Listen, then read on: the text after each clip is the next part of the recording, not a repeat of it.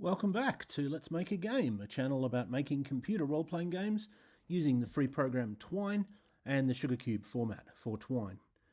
In this video, I would like to keep talking about my current project, which is coding a combat system for a viewer's game. In particular, we're going to talk about individual initiative. So what does that mean? Well, initiative in role-playing games usually means who gets to go first in a combat. Do you, the player character, and your group get to go first, or do the monsters get first attack on you? We have dealt with initiative before in the series that I made on combat. But in that series, we dealt with it in a much simpler way. It was just, there's the player characters, there's the monsters, and there's just a 50% chance that the player characters get to go first, and a 50% chance that the monsters get to go first. What we're going to look at today is a more complicated system, where every character, whether it be the player character, one of the player character's allies, or a monster, does their own set of dice rolls, and then everyone gets to move in order of the results of those dice rolls. And that happens every combat round. So let's start by, as usual, choosing a character. So we might go, okay, I want an influencer. So we click that. And as per the previous video, it's generated a preset combat, or it hasn't generated a combat, it's chosen one of the preset combats for us. This one happens to be the one at the night market, and we have 3 male and 4 female giant mosquitoes. And of course, those 7 will be rolling for initiative, each of them individually. The player character will be rolling, and then possibly the player character will have some companions who will also, if there are any companions, they will also roll. So let's have a look at that. Okay. So there are a maximum of 2 companions that you can have in this game. And for the purposes of this demonstration, I've set it up so that it randomly will put a companion in a given slot 50% of the time, and if so, it'll have a random class, the same as the classes that you choose from, and 50% there'll be no companion. So this particular time, it looks like it's generated one in slot 2 and made them a scoundrel. The relevance of what sort of type they are is that the way your initiative works, as you can probably see from the printout, you roll twice. Each time it simulates a normal 6-sided dice. So the player character has rolled 2 + 2, which is not a great roll, plus 0 for sneaky. So what does that mean? Well, there are 4 scores that each attribute can have. The lowest is poor, and then there's low, and then there's moderate, and then there's high. And when you're dealing with those as numbers, we count poor as 0, low as 1, moderate as 2, and high as 3. So this type or character class is, actually they're called personas in this particular game, but they're the equivalent of sort of character class. The influencer is the least sneaky type. So they have poor, i.e. 0. So we rolled a 2 and a 2, and we don't get any bonus, so that equals 4. We have a companion who's a scoundrel. The scoundrel is the most sneaky class. So they rolled a 5 and a 1, which is 6, plus 3 for their high sneaky score equals 9. And then all of the 7 enemies rolled. Now you'll notice that Some of them roll and then add 1 for their sneaky score, and some of them roll and add 2 for their sneaky score. That's because there are 3 males and 4 females, and the females are a bit tougher than the males, and one of the differences is that they add 2 for their sneaky score, whereas the males only add 1.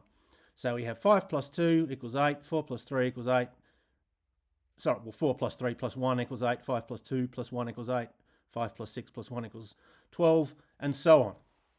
So what does that mean? Well, the way it works is everyone's going to act in order of the highest score first. So if we look at all these scores, we can see that enemy 7 got 14. Then the next highest is enemy 3, who got 12. Then enemy 5, who got 11. And then enemy 4 and companion 2 tied at 9. And then enemy 1, 2, and 6 got 8. And then finally the player character got 4. So if this system is working properly, when we press the continue button, we should have a list that has enemy 7, enemy 3, enemy 5, enemy 4 and companion 2, enemies 1, 2 and 6, and then finally the player character. So let's have a look. We click and it looks like that's what we got. Enemy 7, enemy 3, enemy 5, companion 2 and enemy 4,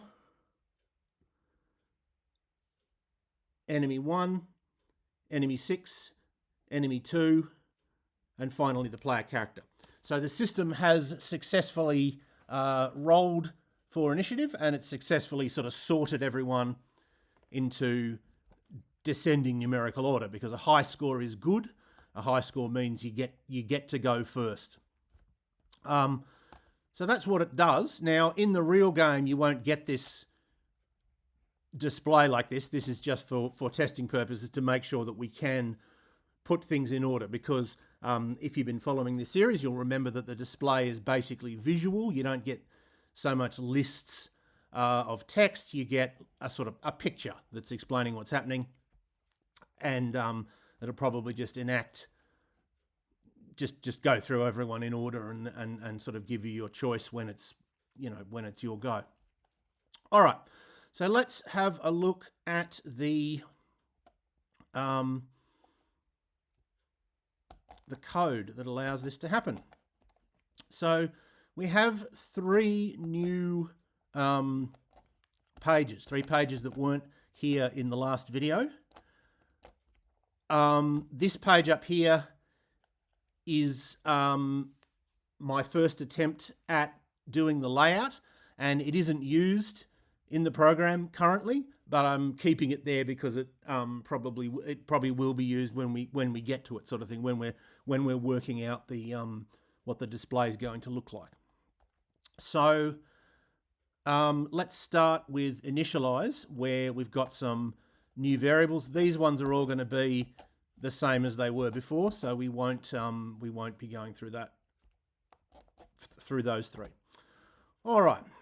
So we've already had these variables that begin with $COM, but I just sort of, because I set them up and then decided not to do that bit, but we just sort of skipped past them. I just said, yeah, these are to do with companions. I haven't explained them yet, so I'll explain them now. We have COM, which of course stands for companions, and we have a little note that says COMZ gives the details of the Zth companion of the player.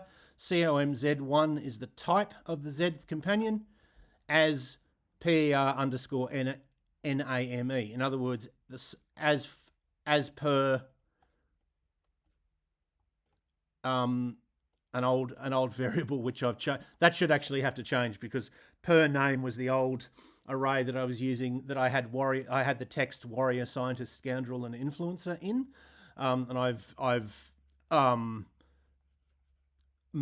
basically merged these 2 variables. So that should actually say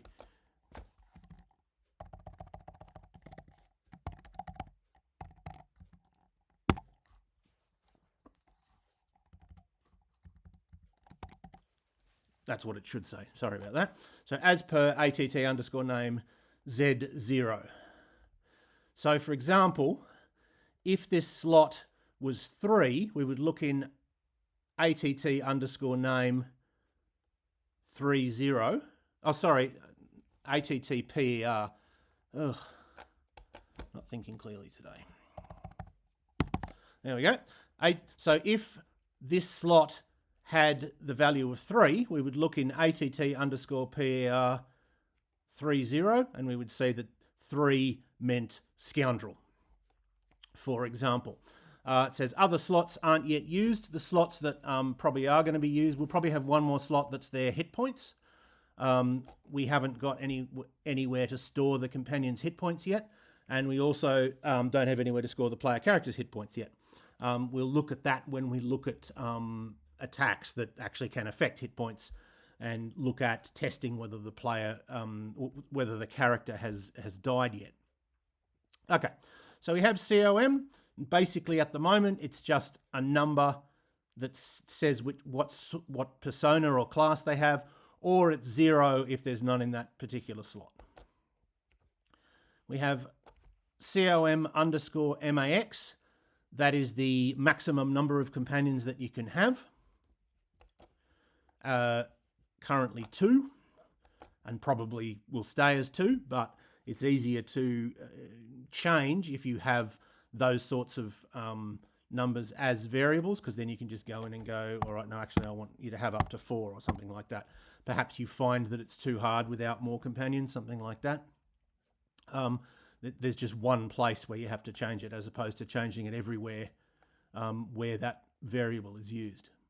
So we have a for loop that goes from 1 to that com max, so maximum companions variable, and for each of them it just sets that slot of the com array as an array, and then it sets com z1 to be 0.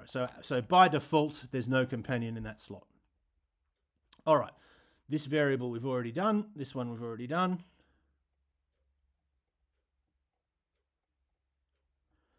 There is another sort of set of variables which is to do with initiative, which is new. So we have the variable ini, which of course stands for initiative. And this is an array that's going to keep track of everyone's initiative score. And it's going to keep track of 2 things.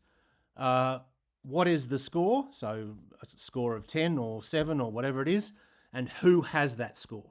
So whether it's a player character, or it's companion number 1 or 2, or it's enemy number 1, 2, 3, 4, 5, 6, etc.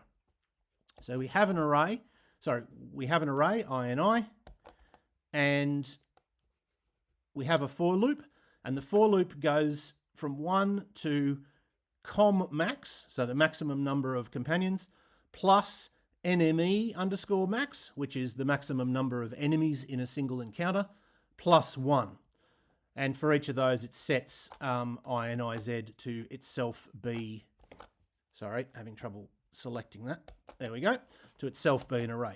So why is it COM underscore max plus NME underscore max plus 1? Well, the maximum number of characters that can be involved in a combat is the maximum number of companions plus the maximum number of enemies plus 1, the player character. So that's the sort of theoretically most complicated combat. And so therefore we need to set that many slots of the initiative row, because in theory we could have that many different characters having their own initiative. Okay.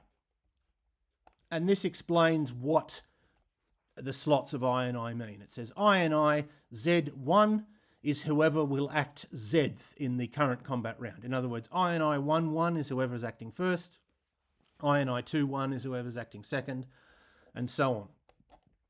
And then we have the code, which is simply that 0 is a player character, a positive number is a companion, so 1 means the companion that's in com 1, and 2 means the companion that's in com 2.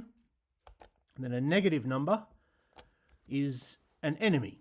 Of course, that's quite arbitrary. I could have had negative numbers be companions and positive numbers be enemies, but it just seemed more instinctive that sort of people that are on your side would be the positive, I guess, because they're a positive for you, and the enemies are negative numbers because they're sort of, their presence is a negative for you. I guess that was what I was thinking.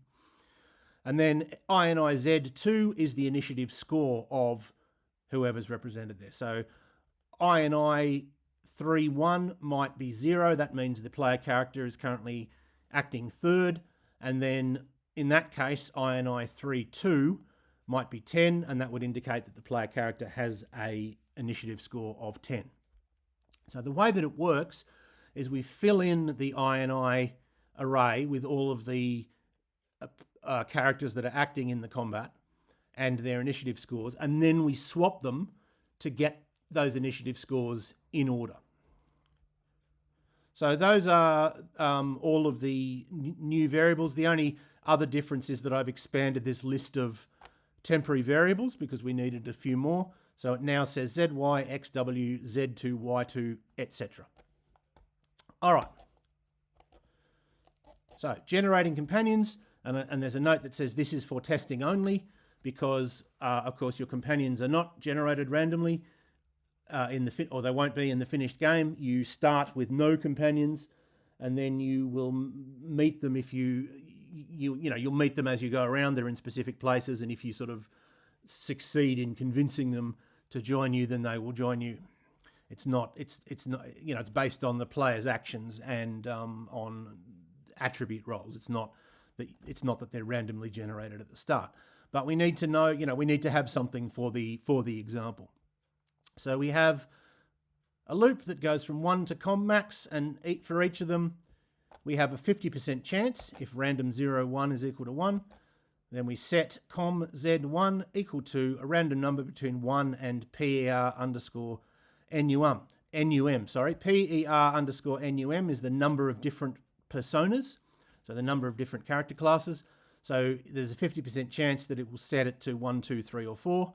Otherwise, it will leave it, and leaving it means that it will be 0 because we set it as 0 at the start of the program. Having done that, we then roll initiative. So we're going to roll it on this page, and then we're going to sort it on this page, and then display it as well on this page. So, rolling initiative. Also, this is where we expand the sidebar again, so you can see your character. Okay, so there's 3 parts to this that they work very similarly. We roll for the player character, then we roll for any companions that might be there, then we roll for the enemies. And each time it's 2 6-sided dice, the equivalent, simulation of 2 6-sided dice, plus the relevant sneaky score. So in this case, Z equals random 1 to 6, Y equals random 1 to 6. That's going to be the same each time. Everyone rolls the 2 dice. X equals ATT underscore PER. That's attribute by persona. PER 3. PER because PER is the player character's persona. And 3 because that happens to be where the sneaky score is stored. We have, they're in the order strong, smart, sneaky, sexy. So, for example, a warrior has a sneaky score of 2. All right, and then we have W, which is those 3 put together. And then we just display that what's happened. We said player character rolls Z plus Y, so let's say 2 plus 4 plus 1 for sneaky equals W. And then we set INI 11 equal to 0. We set INI 12 equal to W, remembering that something 1 is the slot that tells you who this is, and something 2, INI something 2, is the slot that tells you what their score is. Then we set Y2 equal to 1, and there's a little note here that says Y2 is the last slot that we filled in, because we need to know we're going to be rolling for companions, but there might not be any companions, or there might be 1, or there might be 2, and then we're going to roll for each enemy. And of course, we need to put all those details in a separate slot without skipping any slot. So if that was if we could do a for loop, that would be sort of automatic, but we can't because there's variable numbers of companions, variable numbers of enemies. So we need this variable to keep track of what's the last slot that we filled in. And that will also tell us how many characters are currently involved. At the end of this page, y2 will equal number of enemies plus number of companions plus 1. The plus 1 being for the player character. Okay, so for the companions, we go from 1 to com max, and if there is a companion in that slot, then we do something very similar. We have Z, we have Y, we have W, they're identical. X is different because we get their sneaky score from a different place. We have ATT underscore PER, so we're using the same array, but the first one, where we find what persona they are, is in com Z21. So and then this is really just the equivalent of this. It says something like companion 2. The only difference is that we're printing what sort of persona, what persona they have. So it'll say companion 2 bracket, and actually there shouldn't be a space there, I don't think, so I made that mistake. I'll fix that, and I'll also fix the other mistake that I made up here in the notes in the version that I upload to itch.io. So it'll say companion 2 scientist rolls 3 plus 1 plus 0 for sneaky. I don't remember how sneaky scientists are. Oh no, I think they have a 1. So 3 plus 1 plus 1 for sneaky equals 5. And then we increase y2. We say, well, the next slot we're going to fill in is slot 2, say, and then we fill in the details there with a positive number because we've just arbitrarily decided that a positive number indicates a companion and a negative number indicates a monster. Now you might say, well, why did we write it out here and have it as this print command here? Why don't we just write it out? Why don't we do it this much easier to follow way down here? And the answer is that this didn't print the final result cleanly when I was doing it. I'm not sure why, but just code that's sort of sufficiently complicated, it won't work it out on the fly. So I had to do it that way. That's the only reason that it's sort of looks slightly different between this version for the player character and this version for the companion. So once we've done all the companions, if any, we do exactly the same thing for the enemies. We get their sneaky score from the NME underscore ATT, which is the enemy attributes array. We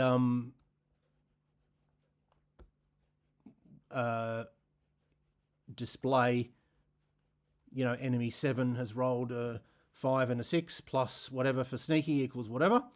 And then again, we increase y2 and store the details in there. Note this minus, INI y21 equals minus z2, because we've decided that enemies should be indicated by a negative number in that slot.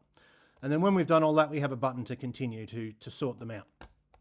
All right, so now we have an array of enemies, companions, and the player character.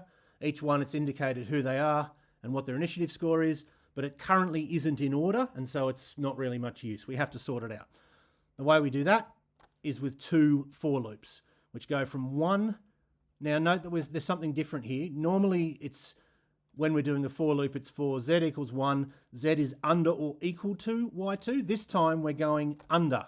It only continues as long as z is under y2, z plus plus. And then we go for y equals z plus 1. This one says y is less than or equal to y2, y plus plus. So why do we do it that way? Well, let's say, I'll show you how this would work. I'll put a heading Z. y. Let's say that, let's say y2 equals 10, for example.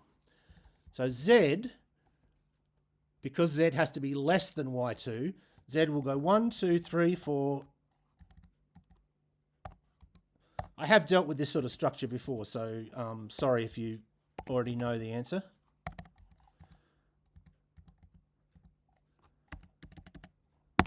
Z will go through 1, 2, 3, 4, 5, 6, 7, 8, and 9, but not 10. And when Z is 1, Y will start at 2. Sorry, I'll try and get these. There we go. Because Y starts at Z plus 1. So it'll be 1, 2,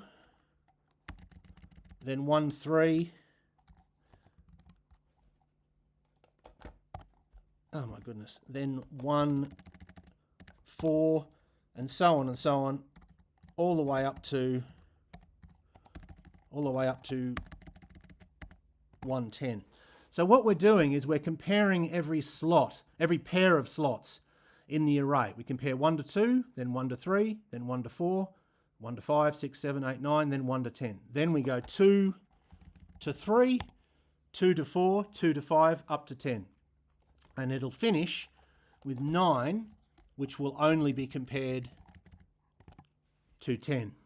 So there's no point having 10 as an option. There's nothing to compare it to. We're having Z as the lower number and Y as the higher number. If Z got up to 10, there'd be nothing for Y, there'd be no value for Y to have.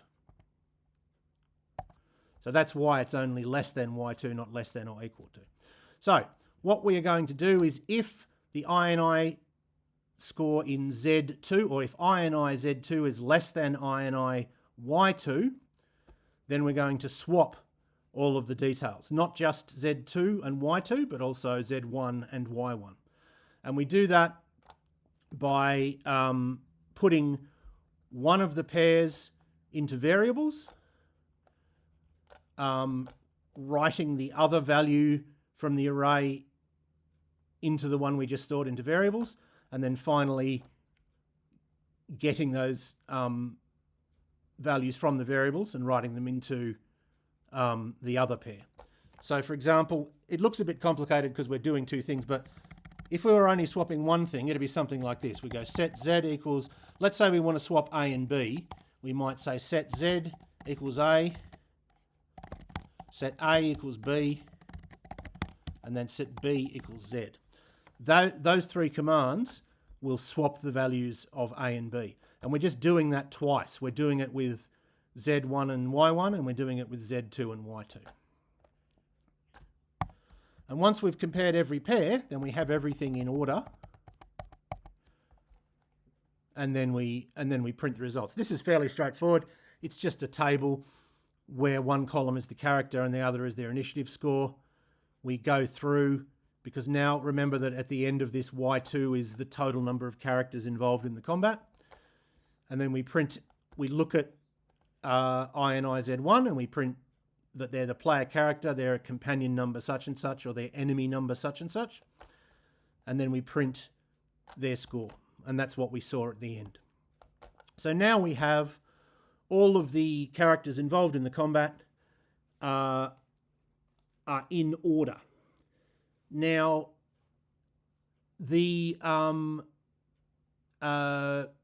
rule that is in the document that the person who's making this game gave to me is that the player character sort of wins ties. And the way this is set up, that it automatically does that, because the player character's score will be in slot 1, and they only move if their score is less than the score they're comparing to, not less than or equal to.